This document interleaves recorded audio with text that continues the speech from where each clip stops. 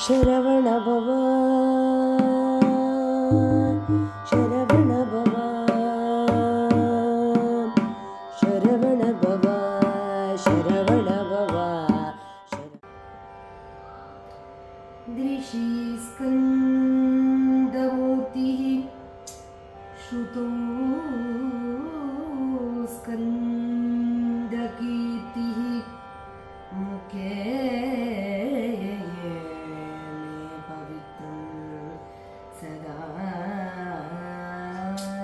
चरित्रं करे तस्य कृत्यं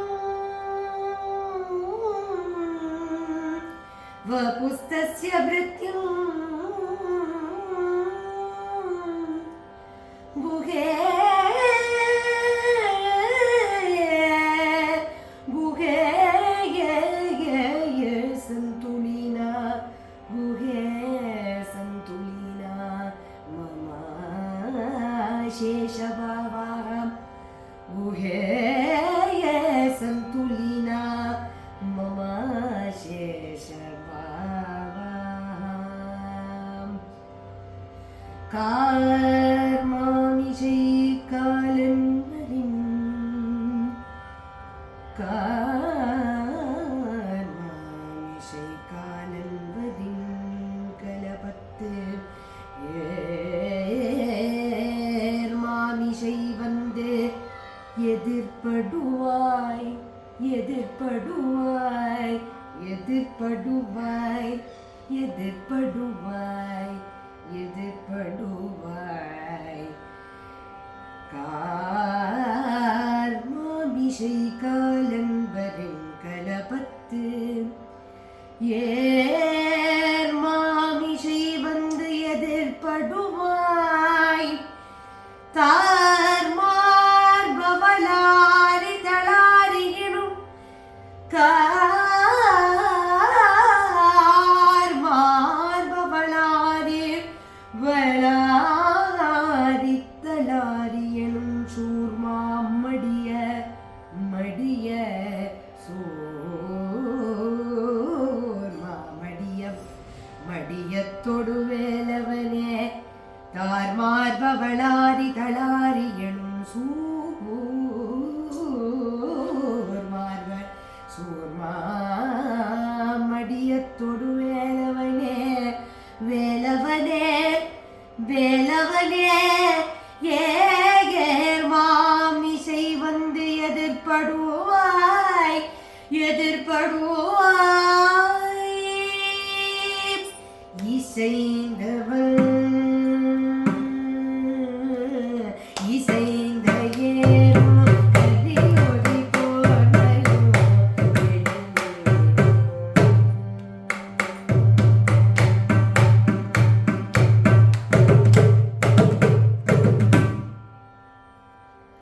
சுப்பிரமணியோகம். எல்லோருக்கும் நமஸ்காரம். இன்றைய தினம் அழகான கிருத்திகை நன்னாளில் சுதீனத்தில் பொதுவாக எல்லா க்ஷேத்திர திருப்புகளும் எடுத்துப்போம். ரொம்ப நாள் ஆச்சு ஒரு பொது எல்லா க்ஷேத்திரத்துக்கும் பொதுவாக முருகனை பற்றி பாடின திருப்புகள் அருணகிரிநாத சுவாமி அருளி செய்தது. அதற்கு கந்தர் அனுபூதி பதிகம் காலன அகற்றி நிற்க நான் வேண்டும் அப்படின்னு கேட்டுக்கிற அந்த அழகான கந்தர் அனுபூதி பாடல் கார் மாமிசை காலன்பரின் கலப்பத்து ஏர் மாமிசை வந்து எதிர்படுவாய் அப்படின்னு ஆரம்பிக்கிற அந்த பாடலையும் இந்த இசைந்த ஏறும் கரியுரி போர்வையும் எழில் நீரும் அப்படின்னு பாடியிருக்கிற இந்த திருப்புகளோட ஒப்பிட்டு பார்ப்போம் அப்படின்னு எடுத்துட்டு இருக்கோம். என்ன சம்பந்தம் அப்படின்னா, பொதுவா திருப்புகழை முதலேந்து அப்படி பார்த்துட்டு போவோம். அது என்ன பொருள் சொல்றது, என்ன தத்துவார்த்தம், என்ன பொருள் அர்த்தம் அப்படின்னு. இங்கேயோ அப்படியே கடைசி 4 வரிகள் திருப்புகழ்ல இருக்கிறது இந்த கந்தர் அனுபூதி பாடல்ல அருணகிரிநாத சுவாமி சொல்லியிருக்கார். கார்மாமிசை காலம் வரும், அததான் இங்க சொல்றார். உகந்து பாச கயிற்றோடு தூதுவர் நலியாதே. ஒரு நாள் எல்லாரும் பிறந்து வாழ்ந்துட்டு இருக்கிற இந்த பூலோக வாழ்க்கையில ஒரு நாள் வருமே, அந்த மிருத்யுங்கிறது எல்லாருக்கும் உண்டானது. இந்த உலகத்தை விட்டு சரீரத்தை விட்டு பிரியறது அப்படிங்கிற அந்த மரணம்ங்கிறது எல்லாருக்கும் ஒரு நாள் வரதான் போறது. ஆனா பேர்பட்ட அந்த சமயத்துல நான் நலிஞ்சு நிக்காம, இப்படி அசந்து நலிஞ்சு போயிடாம என்ன நீ பாத்துக்க, அந்த மயில் மேல வரணும். எப்படி தெரியுமா?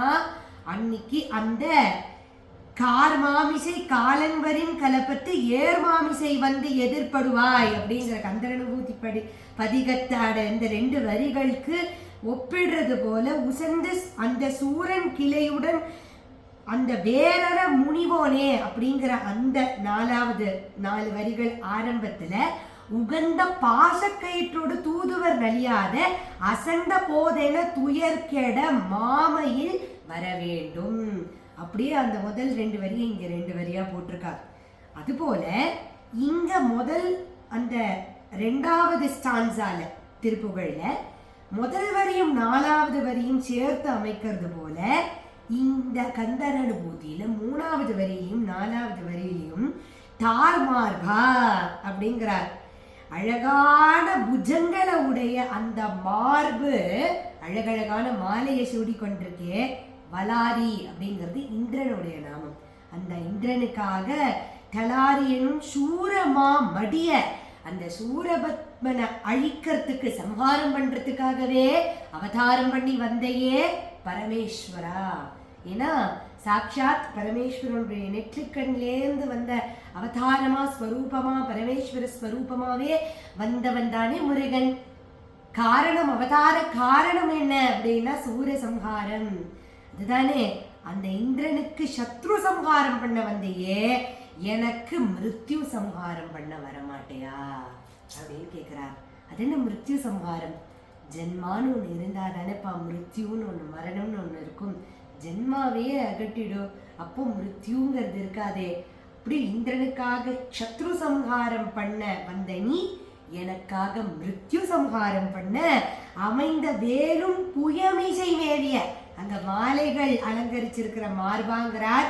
இங்க வேல் அலங்கரிச்சிருக்கிற அந்த புயம், புயம்னா அந்த தோளுடைய மார்பா, அழகான என் பெருமாளே பெரும் ஆளே அப்படிங்கிறார். முதல் 4 வரியில என்ன சொல்றார்? இது இந்த கந்தர் அனுபூதி இதுக்கே எடுத்துட்டோங்கிறதுக்கு இப்ப வியாக்கியானம் சொன்னோம். எதுக்கு இந்த திருப்புகழ்ல என்ன சொல்றார் அப்படின்னா, அந்த பரமேஸ்வரன் அவதாரம் இந்த முருகன் அப்படிங்கிறது அந்த பரமேஸ்வரனுக்கே பெருமையாச்சே அப்படிங்கிறார். என்ன பெருமை? எப்படி சொல்றார் அத அப்படின்னா, இசைந்து ஏறும் கரியுரி அந்த பரமேஸ்வரன் ஆசாசையா ரிஷப வாகனா ஏறார். எங்க போனாலும் ரிஷபத்துலதான் போவாராம் பரமேஸ்வரன். அது என்ன எரும அந்த கால மாட்டு மேல ஏறி போறதுல என்ன அப்படி ஆனந்தம்?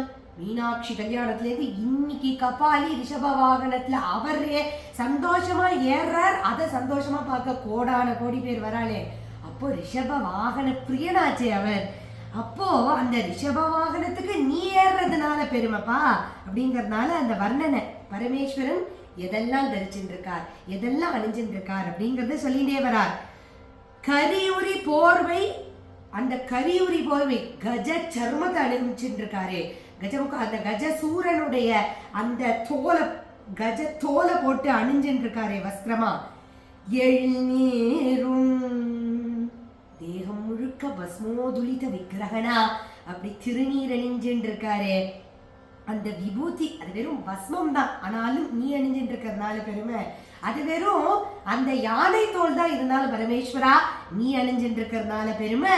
இசைந்து ஏறும் ரிஷபம், நீ ஆசைப்பட்டு ஏறுற ரிஷபம் வெறும் ரிஷபம் தான், ஆனா நீ ஏறுறதுனால வாகனம் ஆயிடுத்து.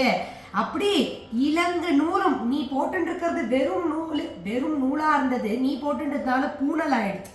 புலியது புலியதலாடையும், அந்த புலியதனால் ஆன ஆடையும், அந்த புலித்தோல் கூட நீ அணிஞ்சதுனால ஆடை ஆயிடுறதே மழு மானும். அந்த மழுங்கிறது மான் கொம்பையும் மழுங்கிற அந்த அக்னியையும் ஏந்தின்னு இருக்கே, நீ ஏந்தின்றதுனால அது ஒரு ஆயுதமாவே ஆயிடுதே.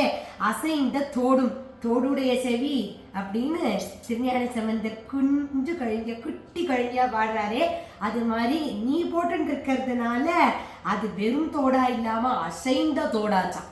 ஏன்னா அவர் ஆடிய பாதம் இல்லையா, அதனால இவர் போட்டு இருக்கிற தோடு அசைந்த தோடும் சிரமணி மாலையும் அவர் அணிஞ்சுட்டு இருக்கிறதுனாலதான் அந்த கொங்கை மலர்களுக்கே, அந்த கொன்றை மலர்களுக்கே, ஏன் கொன்றை மலர்களுக்கே பெருமைன்னா யாருமே அணிஞ்சுக்காத புஷ்பங்கள் கொன்றை புஷ்பங்கள். அதை அந்த பரமேஸ்வரனே ஜடாபாரத்துல அணிஞ்சுட்டு இருக்கிறதுனால கொன்றை பூ மாலைகள் தொடுத்து கொடுப்பதுங்கேன்னு கோபாலகிருஷ்ண பாரதியே பாட்டுல பாடியிருக்கார் கீர்த்தனையில.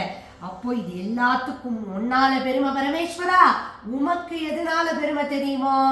ஏன்னா நீயே என் குருநாதனா அவதாரம் பண்ணி, என் குருநாதனா உன் குருநாதனா சுவாமிக்கே நாதனா இருக்கக்கூடிய அந்த முருகன் உனக்கு குருநாதனா வந்தாலே அதுதான் பரமேஸ்வரா உமக்கு பெருமை அப்படிங்கிறார் அருணகிரிநாத சுவாமி. அதோட நிறுத்தலையாம். முருகா உமக்கு என்ன பெருமை தெரியுமா? அந்த வளாரிங்கிற இந்திரனுக்கு போய் நீ சத்ரு சம்ஹாரம் பண்ணியா, அது பெருமை இல்லை. அவன் எல்லாத்துக்கும் தேவர்களுக்கே இந்திரன் தேவேந்திரன். நானோ ஒன்னத்துக்குமே தகுதி இல்லாத ஒரு சூன்யன். அவனோ இந்திரன். இந்த சூன்யனுக்கும் நீ அந்த இந்திரனுக்கு சத்ரு சம்ஹாரம் பண்ண மாதிரி இந்த சூன்யனுக்கு நீ மிருத்யு சம்ஹாரம் பண்ணி அருள்வாயாக அப்படின்னு சொல்றதுனாலதான் இதுல இன்னொரு அழகான எத்தி பிராசம் அவ்வளவு அழகா இங்க பிரயோகம் பண்ணியிருக்கார். இசைந்த இலங்கு அசைந்த அணிந்த உசந்த உகந்த அசந்த அமைந்த. தமிழ்ல இவ்வளவு வார்த்தைகள் எதுக முறையா இருக்கும்னு திருப்புகழை பார்த்துதான் கத்துக்க முடியும். எல்லா வரையும் முதல் வார்த்தை இப்படி எதுக முனையா எத்தி பிராசம்னு தியாகராஜ கீர்த்தனையில பார்க்கறது போல அது மாதிரி வருது. என்ன ஒரு அழகான அந்த இலக்கியத்தையும் இலக்கணத்துக்கும் எல்லாத்துக்கும் பக்திக்கும் எல்லாத்தையும் ஒரு புஷ்ப மாலையா கட்டி முருகனுக்கே போட்டார் இந்த திருப்புகழை. நம்ம இப்போ ஹிந்தோலம்ங்கிற ராகத்திலையும் சங்கீர்ண ஜம்ப அப்படிங்கிற தாளத்தையும் அனுபவிப்போம். இசைந்த ஏறும் கரியோடி போவையும்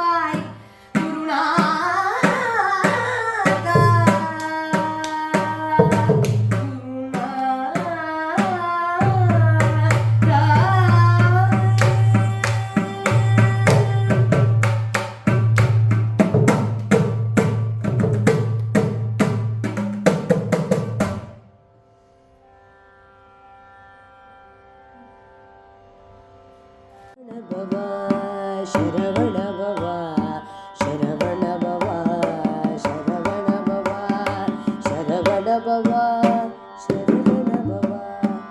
சரவண பவ சரவண பவ.